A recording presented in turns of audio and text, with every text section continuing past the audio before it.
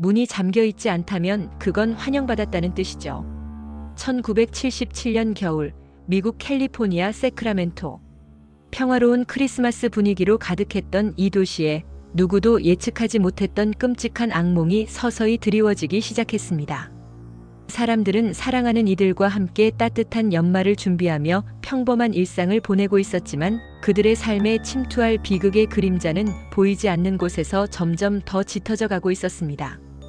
고요한 도심 속에서 알 수 없는 불안감이 싹트고 있었지만 아무도 그 실체를 인지하지 못했습니다.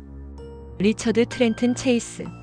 1950년에 평범한 중산층 가정에서 태어난 그는 어린 시절에는 조용하고 순한 아이였습니다. 이웃 주민들과 친척들 모두 그를 보고 누구보다 착하고 말 없는 아이라고 평가했습니다. 하지만 부모님의 잦은 다툼과 불안정한 가정 환경은 어린 체이스의 내면에 깊은 상처를 남겼고 그의 정신은 조금씩 그리고 돌이킬 수 없이 무너져 내리기 시작했습니다.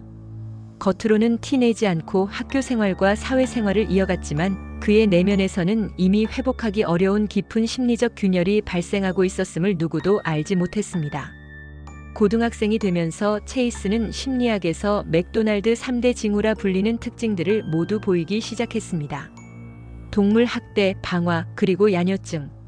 이러한 징후들은 종종 연쇄 살인범들에게서 발견되는 초기 경고 신호로 여겨지며 심각한 정신적 문제를 암시합니다. 당시에는 그저 문제아 혹은 특이한 아이로 치부되었을지 모르지만 이미 그의 내면은 심각한 심리적 문제를 겪고 있었음을 보여주는 분명한 경고 신호들이었습니다. 이러한 행동들은 단순한 일탈을 넘어 내면의 불안과 고통이 외부로 표출되는 방식이었던 것입니다. 20살 무렵부터 그는 자신이 심각한 병에 걸려 있다고 확신했습니다. 그는 자신의 심장이 멈추는 것 같다고 느끼거나 자신의 중요한 장기가 누군가에게 도둑맞았다고 주장하는 등 기이한 망상에 시달리기 시작했습니다. 더 나아가 그는 머리 위에 오렌지를 얹어 놓으면 비타민C가 뇌로 직접 흡수되어 자신의 건강을 회복시킬 수 있다고 믿었으며 자신의 피가 마르면 죽을 것이라는 강박적인 생각에 사로잡혀 있었습니다. 이러한 극심한 증상들은 그의 정신 상태가 점점 더 통제, 불능의 상태로 악화되고 있음을 여실히 보여주는 것이었습니다. 그의 세계는 현실과는 완전히 동떨어진 자신만의 논리로 가득 차 있었습니다. 결국 체이스는 정신병원에 강제 입원하게 됩니다. 병원 관계자들은 그의 기이한 행동을 여러 차례 목격했으며 특히 일부 간호사들은 체이스가 자신이 직접 잡은 작은 새와 토끼의 피를 잔인하게 마시는 충격적인 모습을 보았습니다. 그는 간호사들에게 자신의 행동을 설명하며 심장이 말라 죽는 걸 막기 위해서라고 말했습니다. 그는 자신이 피를 마셔야만 살 수 있다는 끔찍한 망상에 갇혀 있었던 것입니다. 병원은 그에게 망상과 환각을 동반하는 심각한 정신질환인 조현병 진단을 내렸지만 안타깝게도 얼마 지나지 않아 상태가 안정됐다는 다소 성급하고 안일한 판단으로 그를 퇴원시켰습니다. 의료진 일부는 그의 퇴원에 강력하게 반대하며 재고를 요청했지만 병원은 당시 심각했던 병상 부족이라는 현실적인 이유를 들어 그 결정을 밀어붙였습니다. 당시에는 아무도 이 성급한 결정이 훗날 세크라멘토를 얼마나 큰 비극과 공포로 몰아넣을지 상상조차 하지 못했습니다. 이 선택은 단순한 행정적 절차를 넘어 돌이킬 수 없는 비극의 서막이었습니다. 병원에서 퇴원한 후 체이스는 사회로부터 완전히 고립된 삶을 살게 됩니다. 그는 자신만의 세계에 갇혀 외부와의 모든 접촉을 단절했습니다. 그의 방은 언제나 동물의 피로 얼룩져 있었고 그의 냉장고 안에는 도축된 동물의 내장들이 가득했습니다. 이러한 환경 속에서 그는 점점 더 자신의 생존을 위해서는 오직 사람의 피만이 필요하다는 끔찍하고 잔혹한 믿음에 깊이 사로잡히기 시작했습니다. 이러한 맹목적인 망상은 그의 내면을 서서히 잠식했고 결국 현실 세계로 표출될 준비를 하며 어두운 그림자를 드리우고 있었습니다.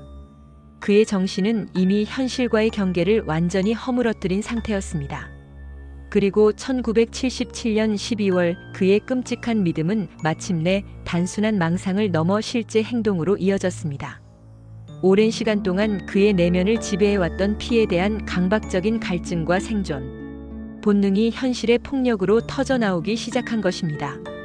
평화롭던 도시에 드리워진 악몽이 현실로 발현되는 순간이었습니다. 세크라멘토 교회에서 한 남성이 원인 모를 총격으로 사망하는 충격적인 사건이 발생했습니다. 범인은 아무런 이유 없이 차를 몰고 다니며 무고한 사람들에게 무차별적으로 총을 난사했습니다. 피해자는 두 아이의 아버지이자 평범한 가장이었던 앰브로스 그리핀. 그는 가족과의 행복한 미래를 꿈꾸던 평범한 시민이었습니다. 이 사건이 바로 리처드 체이스가 저지른 첫 번째 살인이었습니다. 도시의 끔찍한 그림자가 드리워지기 시작한 순간이었고 아무도 이것이 연쇄살인의 시작일 것이라고는 생각하지 못했습니다. 첫 살인 이후 그는 이웃집 창문을 열어보며 혼잣말을 했습니다. 그의 입에서 흘러나온 말은 그의 범행 방식을 섬뜩하게 암시하는 것이었습니다. 문이 잠겨 있으면 환영받지 못한 거야. 하지만 열려 있다면 들어가도 된다는 뜻이지.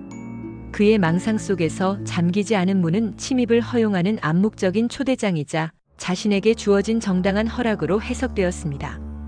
이 기괴한 논리는 그가 저지를 끔찍한 범죄의 서막이었습니다. 1978년 1월 23일 체이스는 임신 3개월의 여성 테리 월린의 집으로 향했습니다. 그는 예상대로 문이 잠겨 있지 않은 것을 확인했고 마치 허락이라도 받은 듯 망설임 없이 안으로 들어섰습니다. 그리고 그녀에게 총을 쏘아 살해한 뒤 끔찍하게도 시신을 훼손했습니다.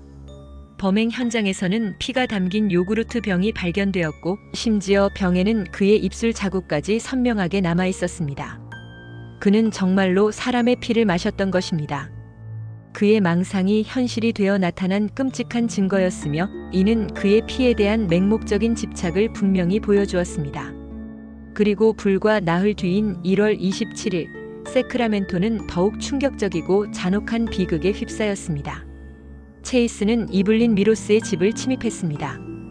이블린과 그녀의 6살 아들 그리고 함께 있던 친구 한 명이 모두 무참히 살해당했습니다. 시신들은 상상하기 어려울 정도로 잔혹하게 훼손되었고 심지어 22개월 된 막내 아기는 흔적도 없이 사라져버렸습니다.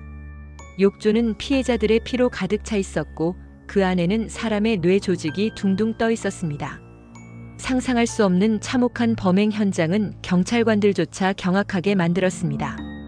이웃들은 그날 밤 악몽 같은 비명 소리를 들었다고 증언했지만 경찰이 현장에 도착했을 때 이미 모든 것은 돌이킬 수 없는 끔찍한 상황이 된 뒤였습니다.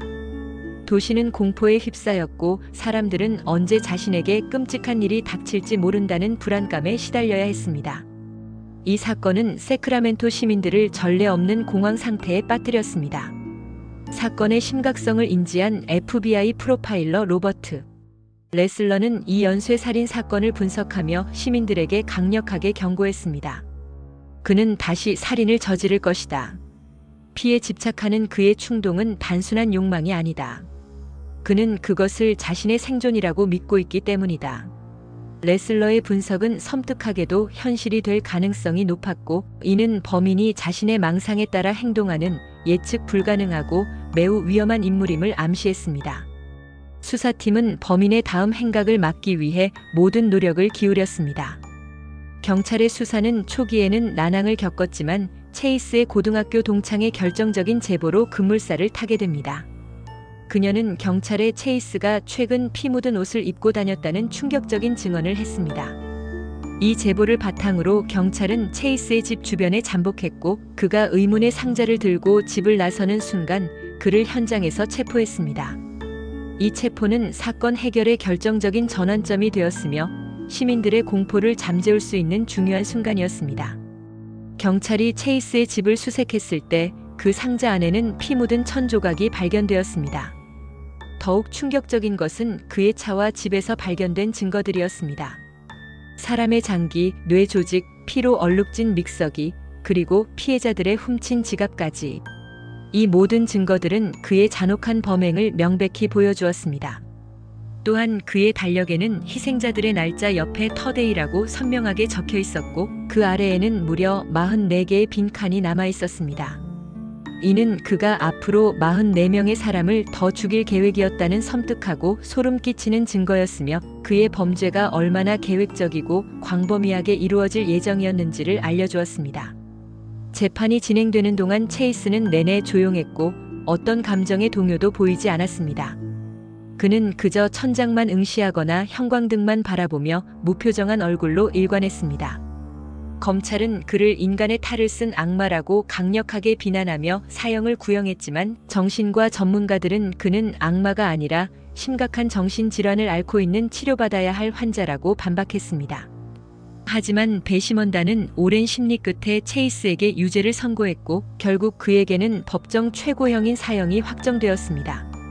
이는 사회가 그의 범죄를 용납할 수 없다는 단호한 메시지였습니다. 교도소에 수감된 후에도 그는 누군가 자신을 독살하려 한다는 망상에 시달렸습니다. 끊임없이 불안해하고 초조해하는 그의 모습은 정신질환의 심각성을 보여주었습니다. 그리고 1980년 12월 26일 그는 자신이 복용하던 항우울제를 몰래 모아 한꺼번에 삼켜 스스로 생을 마감했습니다. 침대 위 그의 시신은 마치 오랜 고통에서 벗어난 듯 평온해 보였습니다. 검시 결과 그가 평생도록 자신의 피가 마르고 심장이 멈춰 죽을 것이라고 걱정했던 심장은 놀랍게도 정상적이고 건강한 상태였습니다. 그의 망상과 현실은 끝까지 첨예하게 달랐던 것입니다. 그가 세상에 남긴 마지막 흔적은 죽기 전 남겼던 단 하나의 말이었습니다. 문이 잠겨 있지 않으면 그건 환영받은 거야. 이 기괴하고 섬뜩한 한마디는 그의 끔찍한 범죄의 동기와 방식을 가장 잘 요약해주고 있었습니다. 그의 망상 속에서 열린 문은 무자비한 침입과 살인을 정당화하는 논리였습니다. 병원이 너무 일찍 퇴원시킨 한 환자 그리고 그의 망상 속에서 침입을 허락한 열려있던 문 하나가 결국 6명의 무고하고 죄 없는 생명을 무참히 앗아갔습니다. 이 비극은 당시 사회가 정신질환에 대해 얼마나 무지했고 또 얼마나 무관심했는지를 여실히 보여주는 사건이었습니다. 한 사람의 정신적 고통이 사회의 방치와 만나 얼마나 끔찍한 결과를 초래할 수 있는지 경고하는 사례였습니다. 당신이라면 그 문을 잠갔겠습니까? 그리고 우리는 과연 리처드 체이스와 같은 비극이 다시는 반복되지 않도록 정신질환 문제에 대해 더 깊이 이해하고 대비할 준비가 되어 있을까요? 이 질문은 여전히 우리에게 깊은 여운을 남기며 사회적 책임과 윤리에 대한 성찰을 요구하고 있습니다. 과연 우리는 이 비극에서 무엇을 배웠을까요?